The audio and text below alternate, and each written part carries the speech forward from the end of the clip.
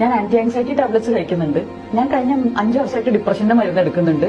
ഇതിപ്പോ common language ആണ്. And ആ ഡ്രഗ്സ് സൈക്യാട്രിക് ഡ്രഗ്സ് ആണ് ഡ്രഗ്സ്.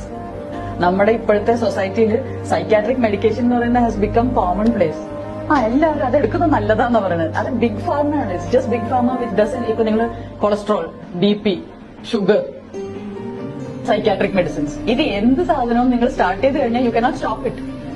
വിഡ്രോവൽ സിംറ്റംസ് ഉണ്ടാവും. ഇപ്പൊ കൊളസ്ട്രോളിന്റെ നിങ്ങൾ ചെറിയ ക്വാണ്ടിറ്റി സ്റ്റാറ്റിൻ എടുത്തു തുടങ്ങിയാൽ നിങ്ങൾക്കത് നിർത്താൻ പറ്റില്ല. നിർത്തിയാൽ നിങ്ങളുടെ കൊളസ്ട്രോൾ ഷൂട്ടപ്പ് ചെയ്യും.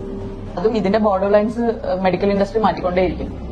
ഈ ബിഗ് ഫാർമ മാറ്റിക്കൊണ്ടേയിരിക്കും. ബിക്കോസ് 10 years ago കൊളസ്ട്രോളിന്റെ അല്ലെങ്കിൽ ഷുഗറിന്റെ ഒക്കെ ബോർഡർ ലൈൻ എന്ന് പറയുന്ന ഒരു ലെവൽ ഉണ്ടല്ലോ, 230 ആയിരുന്നെങ്കിൽ ഇപ്പൊ കൊളസ്ട്രോളിന്റെ ബോർഡർ ലൈൻ 190 ആണ്. അതെങ്ങനെ മാറി? മനുഷ്യന്മാര് മാറിയോ അതോ ബിഗ് ഫാർമ മാറ്റിയോ? So what is it? നിങ്ങളുടെ ഇനി ഇവിടെ നിങ്ങളുടെ എത്ര ആയുസ് ഉണ്ടോ അത്രയും കാലം നിങ്ങൾ ആ ബിഗ് ഫാർമയുടെ സ്ഥിരം കസ്റ്റമറാണ്.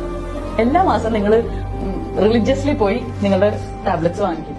So do not take medicines because you are just becoming a slave to the big pharmacy industry. 2017, I decided I cannot take these medicines anymore because psychiatric medicines will destroy your kidneys, your liver, your brain first of all, and your kidneys and your liver will go for a toss.